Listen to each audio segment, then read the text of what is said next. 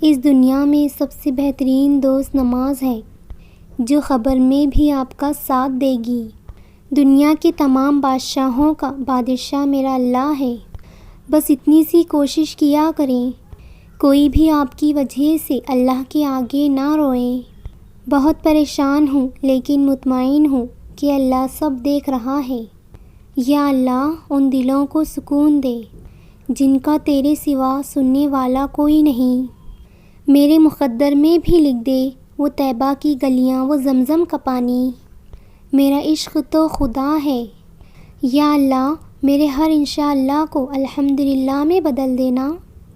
سنا ہے کعبے پر پہلی نظر پڑتے ہی جو دعا مانگی جائے وہ قبول ہوتی ہے۔ اے اللہ ہمیں بھی وہ لمحہ نصیب کر دے۔ مشکل وقت میں سب سے بہترین دوست قرآن مجید ہے۔ نماز تب سکون دے گی جب تم سکون سے پڑھو گے۔ محبت اللہ سے ہو جائے تو ملاقات کی تڑپ فجر سے شروع ہوتی ہے اور تہجد پر ختم ہوتی ہے۔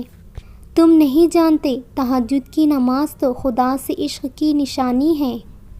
رات کی تنہائی میں پکارا تو لگا اللہ صرف میرا ہے۔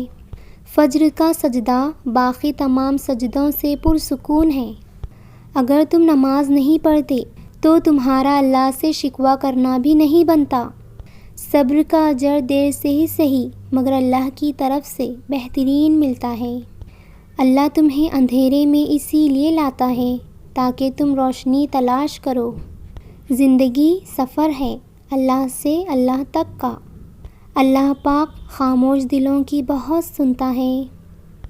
نماز اور قرآن اللہ سے معافی کا بہترین ذریعہ ہے، اور جب اللہ کسی کو معاف کرتا ہے تو اسے نماز کی توفیق بھی دیتا ہے۔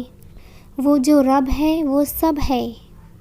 اللہ ناراض ہو تو روٹی نہیں چھینتا بلکہ سجدے کی توفیق چھین لیتا ہے۔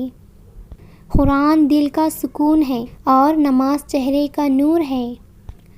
وہ گناہگار کی بھی سنتا ہے، تم ہاتھ اٹھا کر تو دیکھو، اور اللہ تمہیں یوں خوش کر دے گا جیسے تم نے کوئی غم دیکھا ہی نہ ہو۔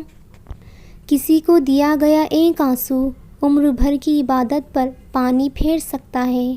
اللہ جانتا ہے ہر شکر کے پیچھے کا صبر، وہ جانتا ہے ہر تڑپ، اس سے ہے ہر دکھ کی خبر۔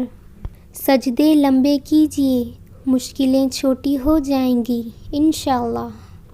کچھ وقت خدا کو دینے سے خود کا وقت سدھر جاتا ہے۔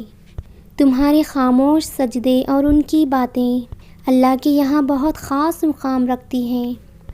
یہ مکافات عمل ہے، رلایا ہے تو رونا بھی پڑے گا۔